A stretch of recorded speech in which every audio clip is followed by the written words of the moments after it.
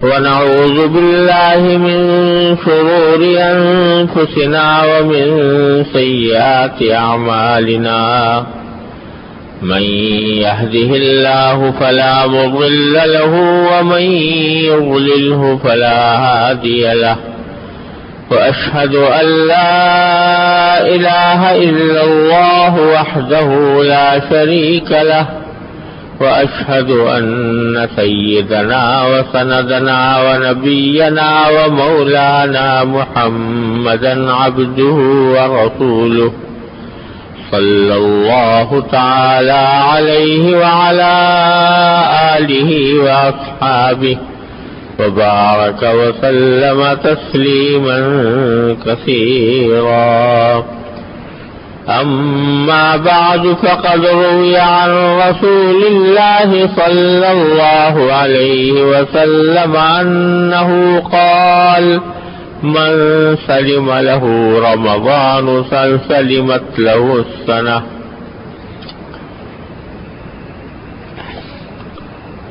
بزرگان محترم اور برادران عزیز، اللہ جل جلالہ کا فضل و کرم ہے کہ اس نے اپنی رحمت سے ہمیں رمضان المبارک کا مہینہ عطا فرمایا اور اس کی مبارک گھڑیاں الحمدللہ اس وقت ہمیں نصیب ہیں. یہ مہینہ اللہ جل جلالہ کی رحمتوں کا مہینہ ہے، برکتوں کا مہینہ ہے، مغفرت کا مہینہ ہے، رحمت کا مہینہ ہے اور عذاب جہنم سے رہائی کا پروانہ حاصل ہونے کا مہینہ ہے. شہر رمضان الذی انزل فیہ القرآن ہدی للناس وبینات من الہدی والفرقان. قرآن کریم نے فرمایا یہ وہ مہینہ ہے جسے اللہ تبارک و تعالی نے قرآن کریم کے نازل کرنے کے لیے منتخب فرمایا اور جس میں اللہ تبارک و تعالی کی رحمت کی گھٹائیں اپنے بندوں پر جھوم جھوم کر برستی ہیں، مغفرت کے بہانے تلاش کیے جاتے ہیں. رات کے وقت میں اللہ تعالیٰ کا منادی آواز لگاتا ہے کہ ہے کوئی مغفرت مانگنے والا جس کو میں مغفرت کروں، ہے کوئی رزق مانگنے والا جس کو میں رزق دوں، ہے کوئی مبتلا آزار جس کو میں عافیت عطا کروں. غرض یہ اللہ تعالیٰ کی رحمتوں کا اور اس کی برکتوں کا موسم بہار ہے جو اللہ تعالیٰ نے اس وقت ہمیں عطا فرمایا ہوا ہے. اس کی قدر پہچاننے کی ضرورت ہے. قدر پہچان کر اگر ہم اس کو گزار لیں تو ہماری زندگی کا یہ ایک نقطۂ انقلاب بن سکتا ہے. ابھی جو میں نے حدیث آپ کے سامنے پڑھی اس میں نبی کریم سرور دو عالم صلی اللہ علیہ وسلم کا یہ ارشاد منقول ہے کہ من سلم لہ رمضان سلمت لہ السنہ، یعنی جس کا رمضان سلامتی سے گزر جائے اس کا سارا سال سلامتی سے گزرے گا. یہ ایک طرح سے حضور اقدس صلی اللہ علیہ وسلم نے بشارت دی ہے، خوشخبری دی ہے کہ اگر رمضان کو تم لوگوں نے سلامتی کے ساتھ گزار لیا تو سارا سال انشاءاللہ سلامتی سے گزرے گا. سلامتی سے رمضان کیسے گزارے؟ سلامتی سے گزارنے کا کیا مطلب ہے اس کو تھوڑا سا بیان کرنا چاہتا ہوں. اللہ تعالیٰ مجھے آپ کو اس پر عمل کرنے کی توفیق عطا فرمائے. دیکھیے رمضان کے سلامتی سے گزرنے کا ایک مطلب تو یہ ہے کہ اللہ جل جلالہ نے رمضان میں جو خصوصی عبادتیں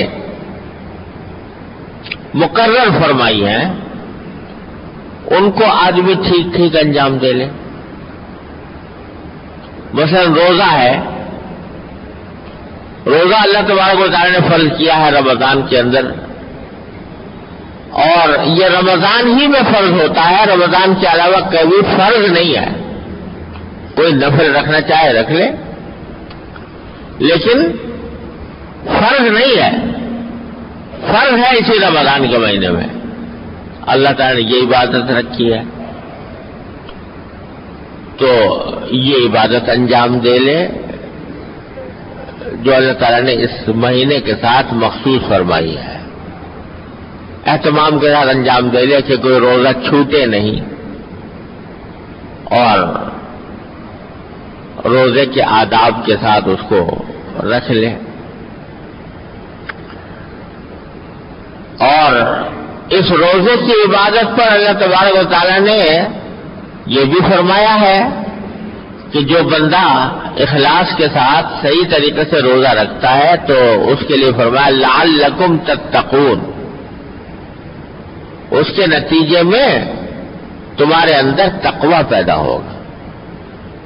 رمضان کے روزے کے ذریعے اللہ تعالیٰ فرماتے ہیں تمہارے اندر تقوی پیدا ہوگا. کیسے ہوگا؟ وہ اس طرح ہوگا کہ ذرا سوچو، روزے میں کیا کرتے ہو؟ بھوک لگ رہی ہے کھانا نہیں کھاؤ گے، پیاس لگ رہی ہے پانی نہیں پیو گے. جس آدمی نے روزہ رکھ لیا ہو سچے دل سے، اس کو کتنے ہی حلق میں اس کے کانٹے پڑ گئے ہوں، اور پانی پینے کے لیے دل بےتاب ہو. گھر میں فریج کے اندر ٹھنڈا پانی بھی رکھا ہوا موجود ہے، کمرے میں کوئی دیکھنے والا بھی نہیں، حلق میں کانٹے بھی پڑے ہوئے ہیں، پانی پینے کے لیے دل مچل بھی رہا ہے. لیکن کیا بتاؤ کوئی روزے دار مسلمان اس حالت میں پانی نکال کر پیے گا؟ کوئی نہیں پیے گا.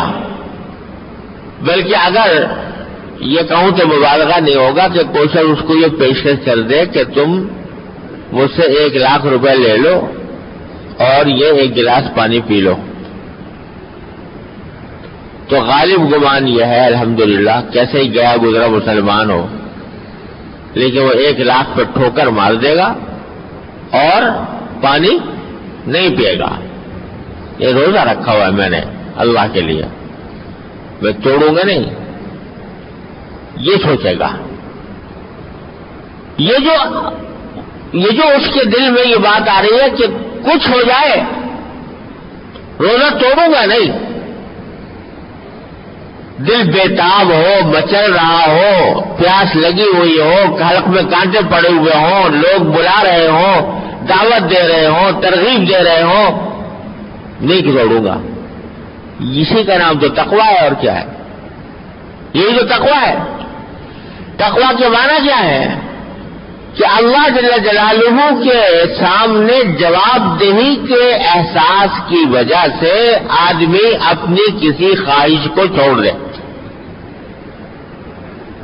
اسی کا نام تقوی ہے. وَأَمَّا مَنْ خَافَ مَقَامَ رَبِّهِ وَنَهَى النَّفْسَ عَنِ الْهَوَىٰ فَإِنَّ الْجَنَّةَ هِيَ الْمَأْوَىٰ. جو اپنے پروردگار کے سامنے کھڑے ہونے سے خوف رکھتا ہو کہ ایک دن مجھے اللہ کے سامنے کھڑے ہو کر اپنے اعمال کا جواب دینا ہے، اور اس کی وجہ سے اپنی خواہشات نفس کو اس نے پامال کر دیا، چھوڑ دیا. دل تو چاہ رہا ہے مگر نہیں کروں گا. کیوں نہیں کروں گا؟ اللہ کے سامنے جواب دینا. اسی کا نام تقوی. تو یہ جو رمضان میں روزے رکھوائے جا رہے ہیں تو اس روزے ہر روزہ سراپا تقوی ہے. لعلکم تتقون، اسی لیے فرمایا روزے ہم نے تم پر اس لیے فرض کیا تاکہ تمہارے اندر تقوی پیدا ہو۔ تو یہ روزہ ایک جو روزے کی عبادت ہے رمضان میں خاص طور پر، دوسرے تراویح ہے، وہ فرض تو نہیں، روزے کی طرح فرض تو نہیں، اللہ تعالی نے ہم پر آسانی کی ہے، واجب بھی نہیں بنایا، فرض بھی نہیں بنایا۔ اور حدیث میں آتا ہے کہ نبی کریم سرور عالم صلی اللہ علیہ وسلم نے جب تراویح پڑھنی شروع کی نا تو کسی کی ساتھ جماعت نہیں کی، پڑھنی شروع کر دی۔ مسجد نبوی میں آپ اعتکاف فرمایا کرتے تھے، اور اعتکاف میں ایک چٹائی جو ہوتی ہے چٹائی کا سا ایک حجرہ بنا دیا جاتا تھا مسجد نبوی کے اندر، اس میں آپ اعتکاف فرماتے تھے۔ حجرہ کیا ہوتا تھا؟ چٹائی ایسے کھڑی کر کے نا جیسے چار دیواری بنا دیتے ہیں، اس طریقے سے چار دیواری بنا دی۔ اب وہاں آپ اس چٹائی کے حجرے میں کھڑے ہو کر آپ نے تراویح کی نماز طرح پڑھنی شروع کی، طرح اکیلے۔ صحابہ کرام نے دیکھا کہ رسول کریم صلی اللہ علیہ وسلم نماز پڑھ رہے ہیں تراویح کی، قیام رمضان اس کو کہا جاتا تھا، تو صحابہ بھی پیچھے نیت کر کے کھڑے ہو گئے۔ پہلے دن تھوڑے لوگ تھے، دوسرے دن جب لوگوں کو پتہ چلا کہ حضور اقدس صلی اللہ علیہ وسلم اس طرح نماز پڑھ رہے ہیں اور صحابہ پیچھے نماز پڑھ رہے ہیں، تو ایک بڑی جماعت آ گئی، انہوں نے نیت باندھ لی حضور کے پیچھے تراویح کی، اچھی بڑی جماعت ہو گئی۔ تیسرے رات جب آئی تو پوری مسجد بھر گئی اور سب حضور اقدس صلی اللہ علیہ وسلم کے پیچھے نماز پڑھنے کے شوق میں سب جمع ہو گئے، لمبی نماز ہوئی تراویح کی۔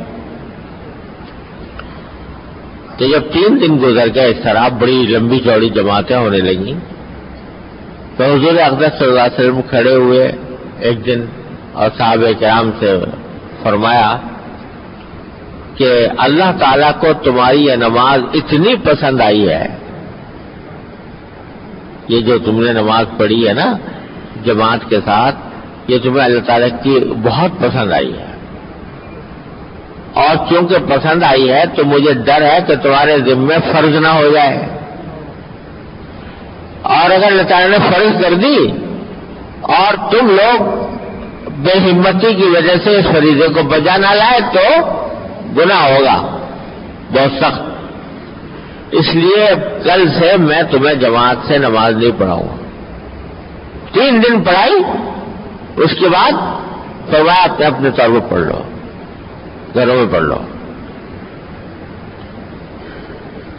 چنانچہ صحابہ کرام اسی طریقے سے گھر میں پڑھتے، کوئی گھر میں پڑھ رہا ہے، کوئی 2-4 آدمی مل کے انہوں نے پڑھ لی، تو کوئی 10 آدمیوں نے مل کے پڑھ لی، اس طرح پڑھتے تھے۔ حضرت فاروق اعظم رضی اللہ عنہ کا جب زمانہ آیا تو انہوں نے دیکھا مسجد نبوی میں ٹولیوں کی شکل میں لوگ تراویح پڑھ رہے ہیں، کوئی 2-4 آدمی ہیں، کوئی 10 آدمی ہے، کوئی 20 آدمی ہے، ہر ایک امام کے پیچھے تراویح پڑھ رہا ہے، کئی جماعتیں ہو رہی۔ تو حضور نے فرمایا، حضرت فاروق اعظم نے فرمایا کہ اب وہ قصہ تو ختم ہو گیا نا کہ بھائی زیادہ اگر کریں گے لمبے واجب نہ کر دیں، فرض نہ کر دیں، اب تو وہی کا سلسلہ بند ہے۔ اور حضور کو پسند آئی تھی بہت یہ جماعت، تو آپ نے حضرت نے فرمایا کہ میں اب ایسا کرتا ہوں کہ سارے لوگوں کو ایک ہی امام کے پیچھے تراویح کرا دیتا ہوں۔ یہ جو الگ الگ پڑھ رہے ہیں، 5 ایک جگہ، 10 ایک جگہ، 20 ایک جگہ، یہ اس کے بجائے سب ایک جگہ۔ کس کو امام بناتا ہوں؟ امام بناؤں گا اس کو جس کے بارے میں سرکار دو عالم صلی اللہ علیہ وسلم نے فرمایا تھا کہ اقرأہم ابی بن کعب، کہ سارے صحابہ میں سب سے بہترین قرآن پڑھنے والے ابی ابن کعب ہیں. یہ فرمایا تھا حضور اقدس صلی اللہ علیہ وسلم. ہر صحابی کی الگ شان ہے نا, کسی کے اندر کوئی صفت ہے, کسی میں کوئی صفت ہے, کسی میں کوئی صفت ہے. تو آپ نے فرمایا تھا کہ مثلاً فرمایا تھا کہ حضرت علی جو ہیں وہ بہترین قاضی ہیں, یعنی سارے صحابہ میں سب سے بہترین لوگوں کے تنازعات کا فیصلہ کرنے میں علی سب سے زیادہ ہے, سمجھے نا. اور میراث کے مسائل کو سب سے زیادہ جاننے والے صحابہ کرام میں زید بن ثابت ہیں, اور حلال و حرام کا علم رکھنے والے سب سے زیادہ معاذ بن جبل ہے. اور اسی میں فرمایا تھا اقرأہم ابی بن کعب, سب سے بہترین قرآن پڑھنے والے اور سب سے زیادہ بہترین قرات کرنے والے صحابہ کرام میں ابی بن کعب ہے. تو حضرت فاروق اعظم نے کہا بھائی ابی بن کعب کو حضور نے اقرا قرار دیا ہے تو میں سارے لوگوں کو ابی بن کعب کے پیچھے تراویح پڑھا دیتا ہوں. چنانچہ حضرت ابی بن کعب کھڑے ہوئے, ان کو امام بنایا اور سارے صحابہ کرام نے ان کے پیچھے تراویح پڑھنی شروع کی اور قرآن اس طرح ختم کیا ہے.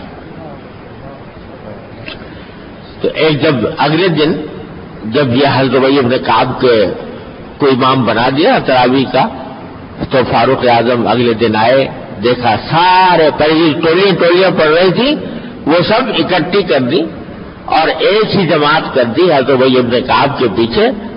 تو جب فاروق اعظم نے یہ منظر دیکھا کہ سارے مسلمان اتنی بڑی جماعت ابی بن کعب کے پیچھے جماعت سے نماز تراویح کی پڑھ رہی ہے, تو فرمایا کہ بھائی یہ تو بڑی اچھی بات پیدا ہوئی ہے, نعمت البدعۃ ھذہ. تو چنانچہ اس کے بعد سے پھر یہ تراویح جو ہے اس طرح جماعت کے ساتھ, اکٹھی جماعت کے ساتھ پڑھی جانے لگی مسجد نبوی میں. تو جس طرح حضور اقدس صلی اللہ علیہ وسلم نے اپنی سنت کے بارے میں فرمایا کہ میری سنت کی اتباع کرو, ایسے ہی فرمایا میرے بعد جو خلفائے راشدین آنے والے ہیں ان کی سنت کی بھی اتباع کرو. اس لیے جماعت جو ہے تراویح کی وہ سنت ہے. حضور سے 3 دن کی ثابت ہے اور بعد میں خلفائے راشدین نے اس کا اہتمام کیا ہے. تو یہ دوسری نعمت ہے, دوسری عبادت ہے جو اسی مہینے کے ساتھ خاص ہے. تو اللہ تبارک و تعالیٰ نے یہ بھی ایک نعمت دی ہے. میرے شیخ حضرت عارفی قدس اللہ تعالیٰ سرہ فرمایا کرتے تھے کہ یہ اللہ تبارک و تعالیٰ کی کہ فضل و کرم کا یہ عالم ہے اس میں کہ ہر مومن کو ہر رات اللہ تبارک و تعالیٰ نے اپنے 40 مقامات قرب زیادہ عطا فرمائے. کتنے رکعتیں ہو گئی تراویح کی؟ 20 رکعتیں. ہر رکعت میں سجدے کتنے؟ 2. تو سب مل کے 40 سجدے. 40 سجدے روزانہ زیادہ کروائے جا رہے ہیں. اور یہ سجدہ وہ چیز ہے کہ جس کے بارے میں فرمایا گیا کہ بندہ اپنے پروردگار سے کسی وقت اتنا زیادہ قریب نہیں ہوتا جتنا سجدے کی حالت میں ہوتا. سجدہ جو ہے نا یہ اللہ جل جلالہ کے قرب کا سب سے اعلیٰ مقام سجدہ ہے. اسی لیے قرآن نے فرمایا سورہ اقرا کی جو آخری آیت ہے نا, آیت سجدہ ہے, مگر بڑی 2 جملوں میں کیا خوبصورت بات فرمائی اللہ تعالیٰ نے. فرمایا سجدہ کرو اور میرے پاس آ جاؤ. یہ لفظ ہے, سجدہ کرو اور میرے پاس آ جاؤ. کیا جملہ فرما دیا؟ سجدہ کرو میرے پاس آ جاؤ. کیا مانا کہ جب تم سجدہ کرتے ہو پیشانی زمین پر میرے سامنے ٹیکتے ہو اس وقت تم مجھ سے سب سے زیادہ قریب ہوتے ہو. یوں تو اللہ تعالیٰ ہر وقت قریب ہے نا. قرآن فرماتا ہے وَنَحْنُ أَقْرَبُ إِلَيْهِ مِنْ حَبْلِ الْوَرِيدِ، ہم بندے کے رگ جان سے بھی زیادہ قریب ہیں. یہ تمہاری جو رگ جان ہے نا، جس سے تمہارا خون سپلائی ہو رہا ہے اور جس کے بدولت تمہاری زندگی قائم ہے بظاہر، وہ جتنے قریب ہے ہم اس سے بھی زیادہ قریب ہے تمہارے. اللہ تعالیٰ تو اتنے قریب ہے لیکن بندہ دور ہے. بندہ دور ہے. وہ تو اتنے قریب ہے لیکن بندہ جو ہے وہ اس کا دماغ کہیں لگا ہوا ہے، دل کہیں لگا ہوا ہے، خواہشات کہیں اور جا رہی ہیں، جذبات کہیں اور جا رہے ہیں. تو اس کو اللہ تعالیٰ کے قرب کا احساس بھی نہیں، شعور بھی نہیں. تو نتیجہ یہ کہ باری تعالیٰ کے قریب ہونے کے باوجود، رگ جان سے زیادہ قریب ہونے کے باوجود بندہ غافل ہے، اللہ تعالیٰ سے دور ہے.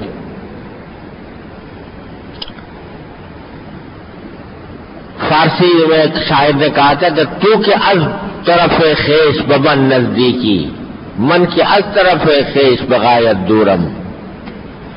کہ اللہ آپ اپنی طرف سے تو مجھ سے بہت ہی قریب ہیں لیکن میں اپنی طرف سے آپ سے بہت دور ہوں. آپ تو بہت قریب ہیں لیکن میں آپ سے دور ہوں. کیسے دور ہوں کہ دل میں خیالات کچھ اور، جذبات کچھ اور، صبح سے لے کے شام تک فکر کچھ اور، سوچ بچار کچھ اور، آپ کا خیال نہیں، آپ کا دھیان نہیں، آپ کی فکر نہیں. تو دور ہوں میں آپ سے. آپ تو اپنی طرف سے بہت قریب ہیں، کہہ رہے ہیں میں رگ جان سے بھی زیادہ قریب ہوں لیکن میں دور ہوں. میں نے بھی ایک شعر میں کہا تھا کہ بڑی دور ہے ابھی تک رگ جان کی مسافت. یہ رگ جان کی مسافت جس کو اللہ تعالیٰ کہہ رہے ہیں کہ میں رگ جان سے بھی قریب ہوں لیکن میرے لیے ابھی تک دور بنی ہوئی ہے. بڑی دور ہے ابھی تک رگ جان کی مسافت. جو دیا ہے قرب تو نے تو شعور بھی عطا کر. تو اللہ تبارک و تعالیٰ وہ شعور عطا فرما دے. تو ویسے تو اللہ تعالیٰ تو قریب ہے، بندہ دور ہے. لیکن اللہ تعالیٰ فرماتے تو دور ہے، میں تو قریب ہوں، تو دور ہے، تو تو میرے پاس آ جا، سجدہ کر اور میرے پاس آ جا. سجدہ کرو اور میرے پاس آ جاؤ. تم مجھ سے دور ہوئے بیٹھے ہو، جب سجدہ کرو گے دھیان سے تو قریب آ جاؤ. یہ قرب حاصل کرنے کا، اللہ تعالیٰ کے قرب حاصل کرنے کا بہترین ذریعہ ہے یہ سجدہ. تو جب سجدہ آدمی دھیان سے کرے، پیشانی ٹیکے، کہاں میں نے ٹیکی ہوئی ہے، کس دربار میں، کس بارگاہ میں، کس کے سامنے، جب یہ سوچے گا تو اللہ تبارک و تعالیٰ کا قرب اس کو حاصل ہوگا. تو ہوگا کیا؟ ہمارے حضرت مجید صاحب رحمۃ اللہ فرماتے ہیں کہ اللہ تعالیٰ کی تلاش میں پھر رہا ادھر سے ادھر فرض کرو، لیکن اللہ تعالیٰ مل جاتے ہیں اس طرح. فرماتے ہیں کہ وہ اتنے تھے قریب کہ دل ہی میں مل گئے. وہ اتنے تھے قریب کہ دل ہی میں مل گئے.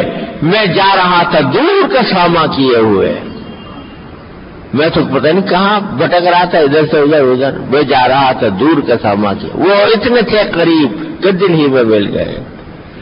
تو جب سجدہ کرو گے دھیان سے، اللہ تعالیٰ کی بارگاہ میں حاضری دو گے تو پتہ چلے گا کہ وہ تو بہت ہی قریب ہے، میری رگ جان سے بھی زیادہ قریب ہے۔ تو یہ سجدہ ایسی چیز ہے۔ تو ہمارے حضرت عارف قدس اللہ تعالیٰ سے فرمایا کرتے تھے کہ اللہ تبارک و تعالیٰ نے رمضان میں یہ 40 مقامات قرب بندے کو عام دنوں سے زیادہ عطا فرمائے ہیں، کہ 40 مرتبہ اپنی بارگاہ میں سر ٹیکنے کا اور موقع عطا فرما دیا تراویح کے ذریعے۔ تو یہ بڑی نعمت ہے، عظیم نعمت ہے۔ ہر سجدہ جو اللہ جل جلالہ کے سامنے کیا جائے وہ اللہ تعالی کے ساتھ قرب میں مزید اضافہ کرتا ہے۔ تو روزانہ 40 مرتبہ زیادہ حاضری ہو رہی ہے، زیادہ بارگاہ میں بلایا جا رہا ہے، زیادہ قرب عطا فرمایا جا رہا ہے۔ روزانہ 40، تو 40 کو 30 سے ضرب دے دو تو 1200 مقامات قرب اللہ تبارک و تعالیٰ نے اس رات میں ہر مومن کو زیادہ عطا فرما دی۔